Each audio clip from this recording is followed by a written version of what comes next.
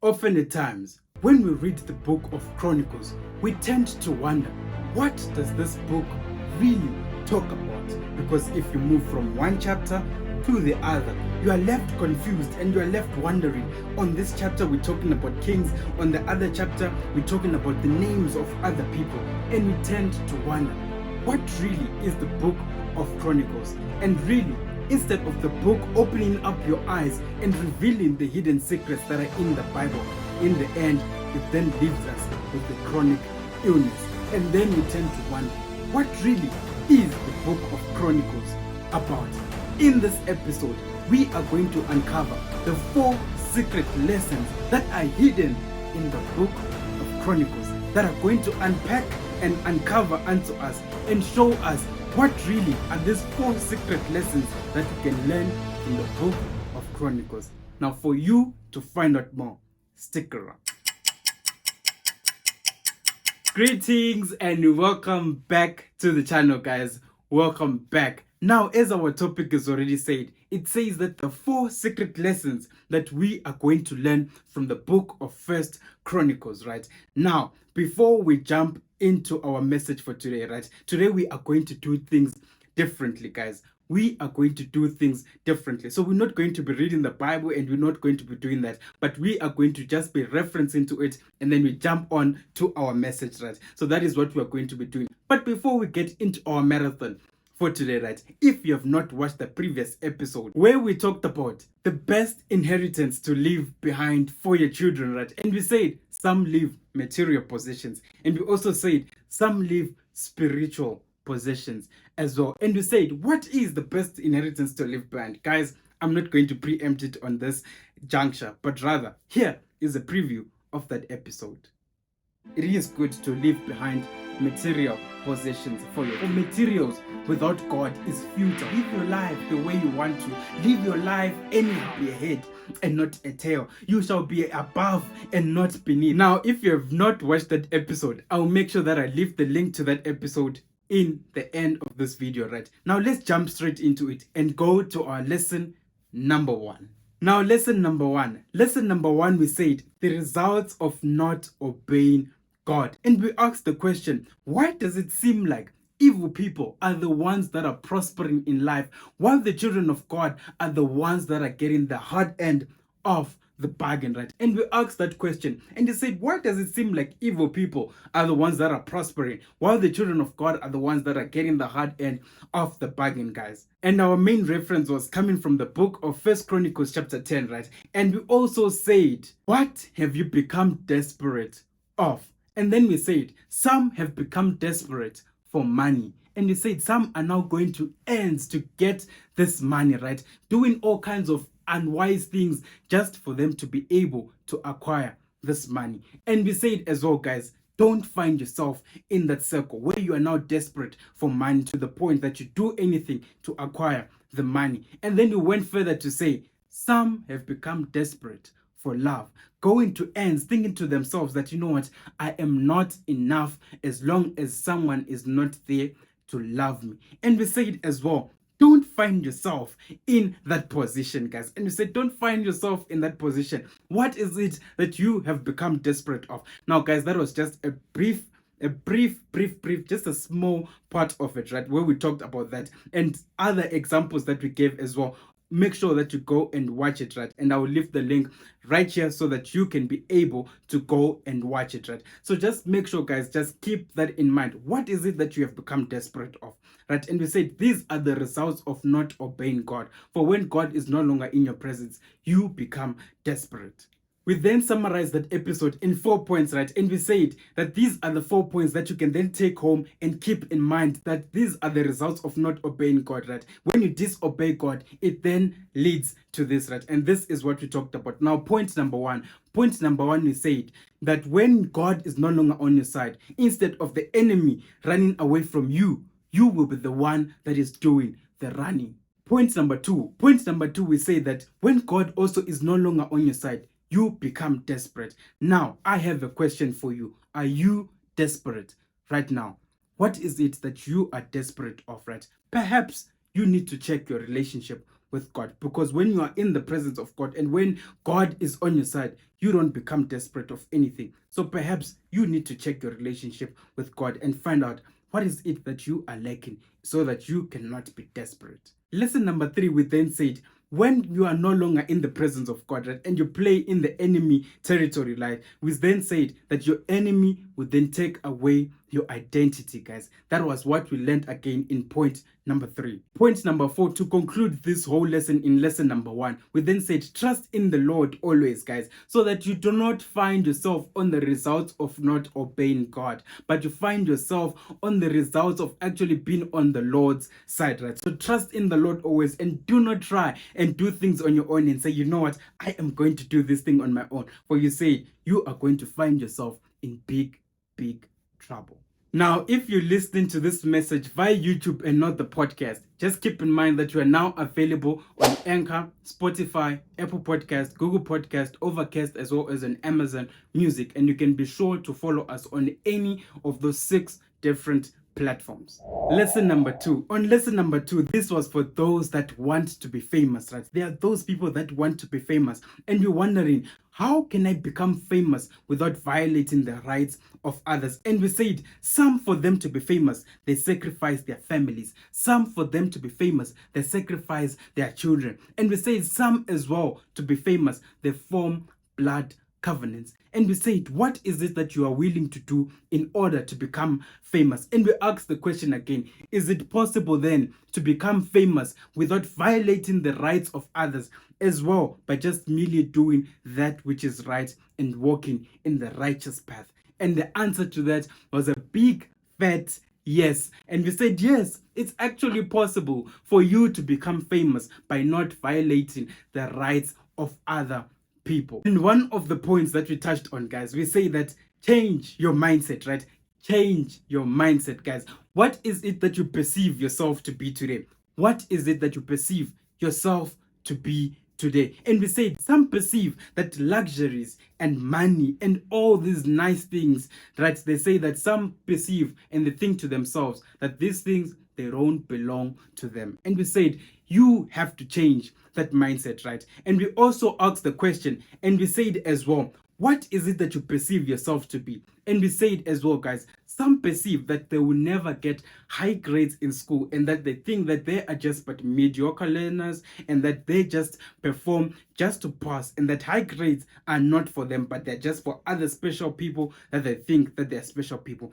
And we said once again, change that mindset, guys. And we said you cannot perceive yourself to be that mediocre person if you want to be famous. And that was the summary of it, guys. And that was just but a bit, guys. These are just crumbs that I'm feeding you, right? These are just crumbs of the full package that we learned in that episode. And if you have not watched it, I will leave the link right here so that you can be able to go and watch it. But keep those things in mind, guys. Now, we then summarized this episode in 4 points. And the first point was that change your mindset, guys. You need to change your mindset. Point number 2, we then say that you need to start acting as if you have already received what it is that you prayed for, right? Let's say you have prayed to be a famous person, or you have a certain goal that you have set for yourself. We said start acting as if these things have already been answered, right? Start acting as if the person that you want to become, start acting like that person right now. And that was point number 2. Point number 3,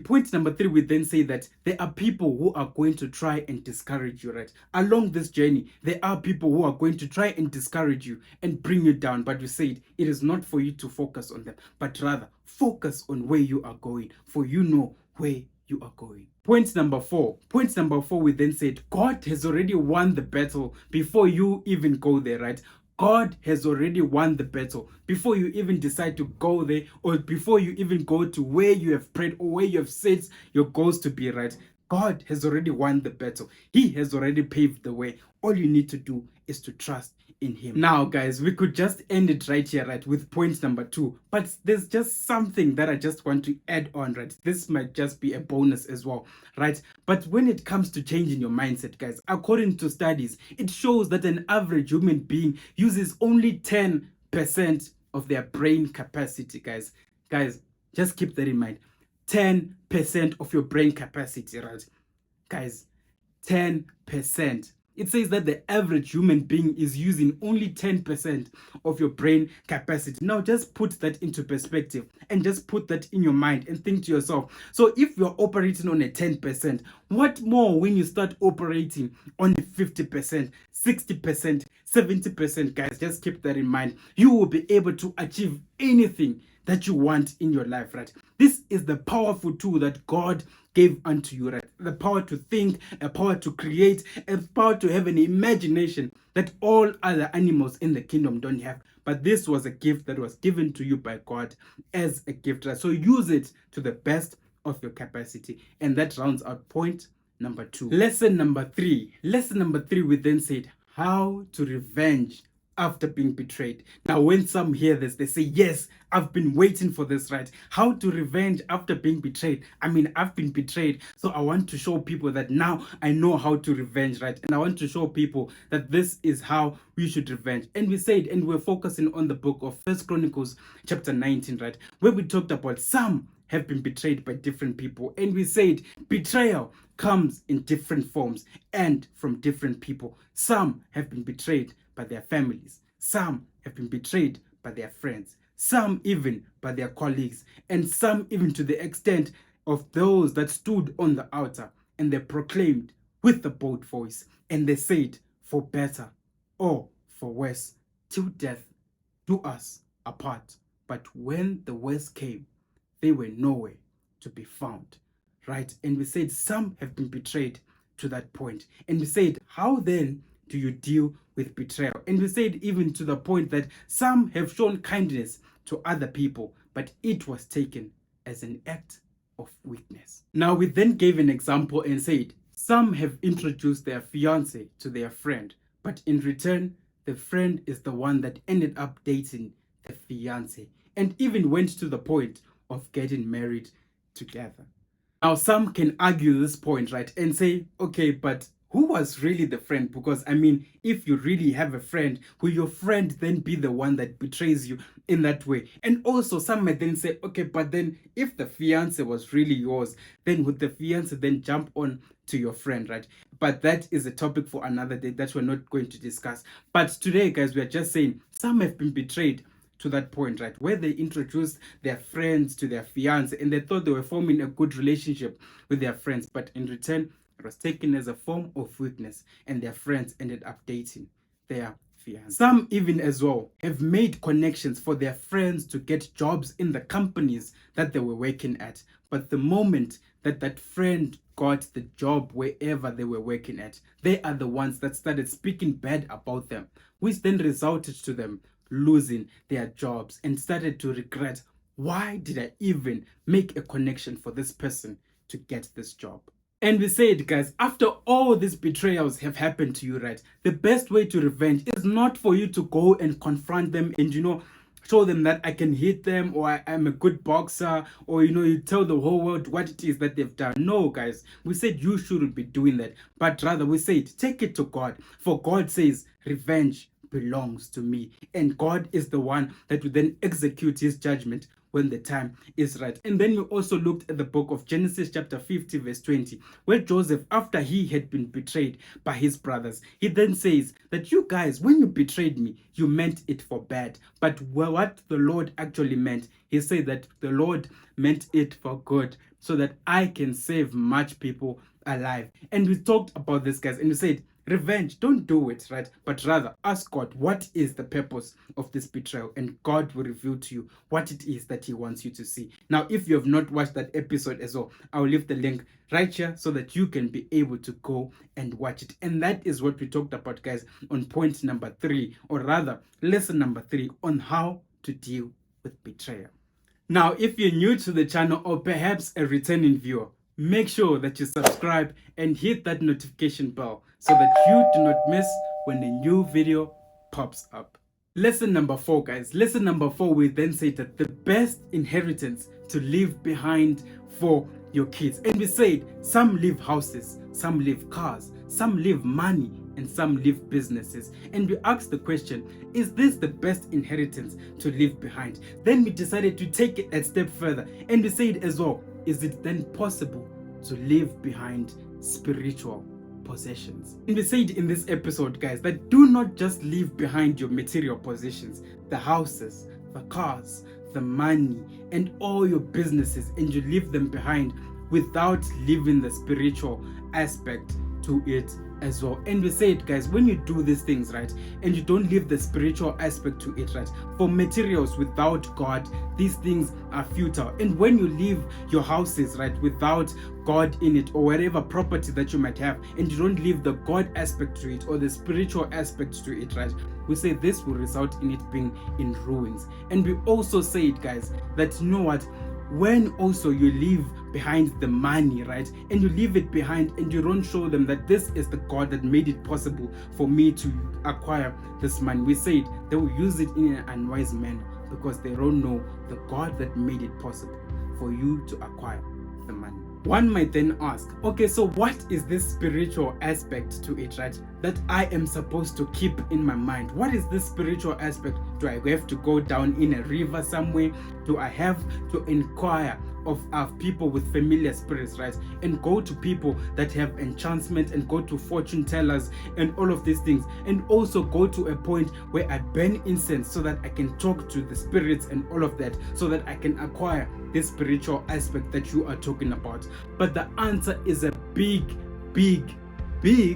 no, guys. And you say, do not find yourself in that position where you are now inquiring of people with familiar spirits and finding yourself acquiring all of that. And you say, no, guys, that is a big no. But the spiritual aspect that we're actually talking about here, this is your faith in God, guys. This is your faith in God. And we said, guys, this is the best inheritance that you can leave behind for your kids. For even if you don't have any materials to leave behind for your kids, right, and you leave them with God, God says He can make them have abundance of anything that they want in life. For God says, silver and gold belongs to me. So the best inheritance, we then concluded that the best inheritance to leave behind for your kids is not materials. For the Bible says, right, that all the world and all its lust will pass away, right? So that is not the best inheritance. But the best inheritance was to leave them with your faith in God. For even if they don't have anything, they will be able to acquire anything that they want. And that is the end of our message for today, guys. So if you have not really grasped these things, guys, rewatch the episode as well. Re-listen to the episode as well, and also go back to the other episode and try to understand what is it that I missed. For one thing that you missed in the other episode, this time you'll be able to catch on to it. That is the end of our message for today.